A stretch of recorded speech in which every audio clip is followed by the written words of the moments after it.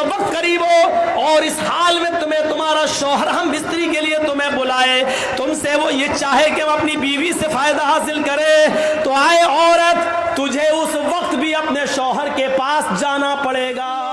اللہ کے نبی فرماتے ہیں اگر تم چولہے پر بھی بیٹھی ہو، روٹیاں پکا رہی ہو، آگ جل رہی ہو، روٹی جلتی ہے تو جل جانے دو، اگر تمہارا شوہر تمہیں بلاتا ہے کہ تم سے کچھ فائدہ حاصل کرے تو تم چولہے کو چھوڑ کر، روٹیاں پکانا چھوڑ کر اپنے شوہر کے پاس جاؤ گی۔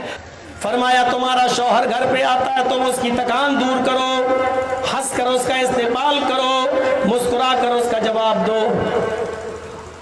اب گھر میں آیا بیچارہ تھکا ہوا، دیکھا عورت کچن میں گھسی ہوئی ہے، کپڑے سکڑے ہوئے ہیں، ایک پیچھا باہر جا رہا ہے، ایک اوپر جا رہا ہے اور بال بکھرے پڑے ہیں، کچن کی گندگی لگی ہوئی ہے۔ ارے تجھے معلوم ہے کہ 5 بجے میرا شوہر آفس سے آتا تو 4 بجے تک تو نے کام کیوں نہیں سمیٹے؟ اپنے شوہر کا استقبال اچھے کپڑوں میں، اچھی خوشبو میں، اچھے میک اپ میں کیوں نہیں کیا؟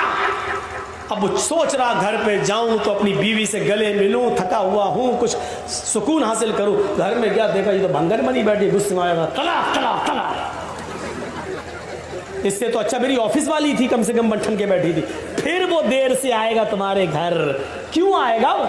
10-9 بجے کیوں بیٹھے گا تمہارے پاس؟ گھر میں آتا تم بھنگر بن کے رہتی ہو، تو پھر آفس والی ہی کو نہ پسند کرے گا۔ میں یہ نہیں کہہ رہا ہوں کہ وہ جائز ہے، وہ غلط کر رہا ہے، لیکن اس سے زیادہ غلط تم کر رہی ہو، کیونکہ تم اس کی بیوی ہو کر اس کو اپنے جسم سے روک رہی ہو اور فائدہ اٹھانے کا موقع نہیں دیتی ہو۔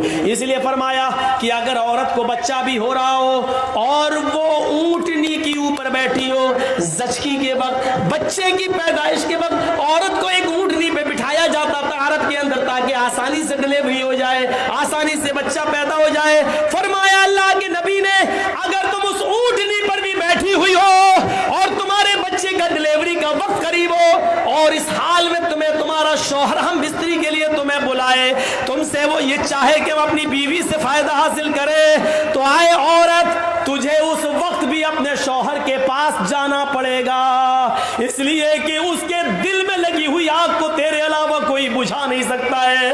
اگر اس کے دل کی آگ کو تو نے نہیں بجھایا تو تیرا شوہر غلط کام میں پڑ سکتا ہے، ادھر ادھر جا سکتا ہے، اس کے خرمن میں آگ لگ سکتی ہے، وہ غلط راستے پر جا سکتا ہے۔ فرمایا کہ عورت کو اس حال میں بھی اپنے شوہر کے پاس آنا پڑے گا اور اس پوزیشن میں بھی وہ اپنے شوہر کو اپنے جسم سے نہیں روک سکتی ہو۔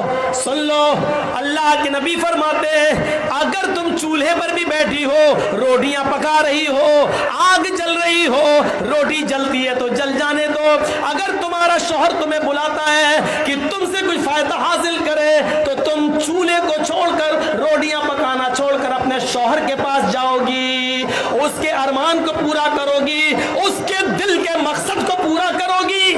اس میں نو نہیں ہونا چاہیے۔ میری ماں بہنوں، یہ تمہارا گھر بنانے کے لیے محمد رسول اللہ نے اس حد تک اجازت دی ہے، اس حد تک حکم دیا ہے عورتوں کو، تاکہ تمہارا بھی گھر بنا رہے اور اس کا بھی گھر بنا رہے اور وہ دوسری طرف نہ بھٹکتا۔